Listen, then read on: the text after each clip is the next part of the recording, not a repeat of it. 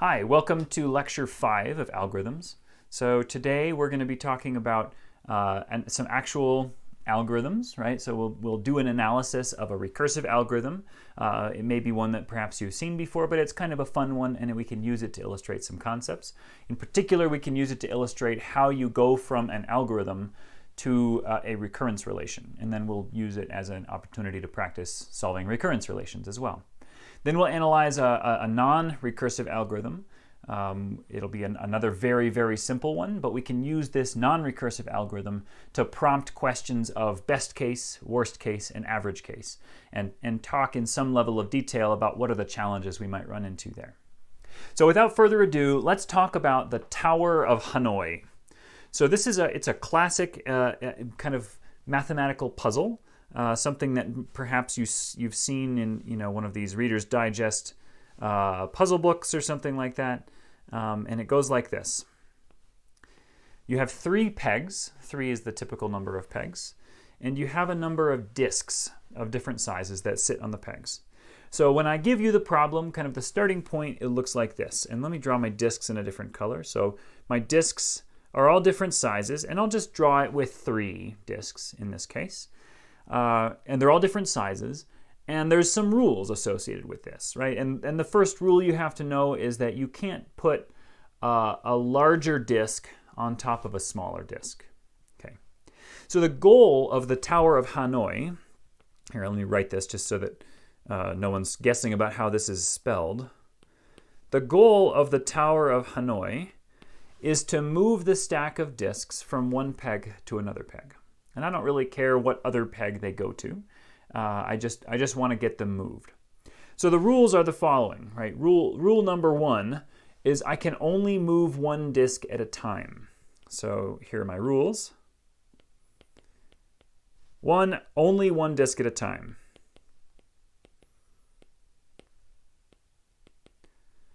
Rule number 2 is what I said a second ago. I can't put a larger disk on top of a smaller disk. So for example, if I have an empty peg, I can put any disk I want to on top of that peg. But if I have a small disk sitting on that peg, then I cannot put a larger disk on top of it, right? So small on top of large. And so the question is, how do I move every disk from this peg to another peg, whichever other peg I want, in the fewest number of moves possible, right? How do I get this thing to move without kind of using too many moves? So I can, because I'm doing this in a nice computational environment, I can actually illustrate an operation of the algorithm by selecting disks and moving them around. All right, so let me redraw this down here. I'll leave that one up on the top just so that you can refer to it later. But let me draw a new instance of this and then solve it. Okay, so here's an approach.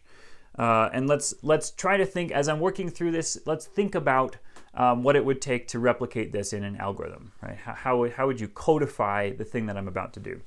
So what I can do is the first move I can do, the only move that is available at the beginning, is I can take this and I can move it over to another peg.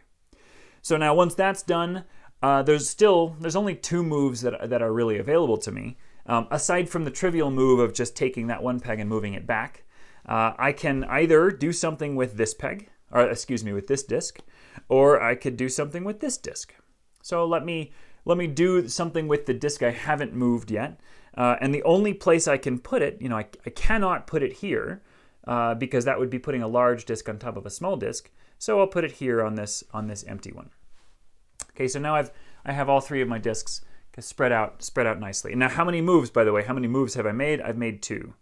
So I've made 2 moves now.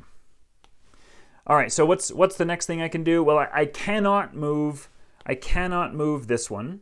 Right? There's nowhere to put it, so it has to stay there. But I want to move this one, right? So how can I clear a space for this one? Well, the only way to clear a space for the large disk is to move my small disk, my smallest disk, over here. So if I do this, now I have cleared a space for my large disk. So let me make a tally mark, and then I'll make a note. Okay, so what is my note? What I've done so far is I have moved the top stack of disks to make room for the small one, right? So what I did essentially in a kind of a big picture abstract logical sense is I said, let me get these guys out of the way so that I can move this one, okay? And so if you just took a snapshot at the beginning and a snapshot now, what it would look like is that I've taken the top 2 disks as a stack and moved them over to that peg. All right, so now what do I have? I have the ability to move this. So let me make sure I've counted my moves right. I moved the small disk, medium disk, the small disk. Okay, so there's 3 moves, and now I'm going to move the large disk. So there's my 4th move. Okay, and so now what do? Well, I can't literally pick this up. So what I need to do is get that small disk off the top so that I can move the disk that's on the bottom of this small stack. So let me get the small disk, move it over. Now I've exposed, so there's one more move, by the way. Now I've exposed that medium disk, so I can pick it up, put it on top of the large one. There's one more move, and then I can pick up the small disk and put it on top. There we go. Seven moves, and we're good. Right. And somehow I've changed the color of one of my disks, and I'm not sure what happened there. So let me fix that if I can. Yeah, okay, that's nice to know actually.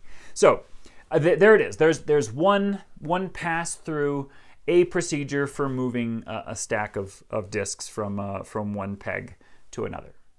All right, now how would we encode this as an algorithm?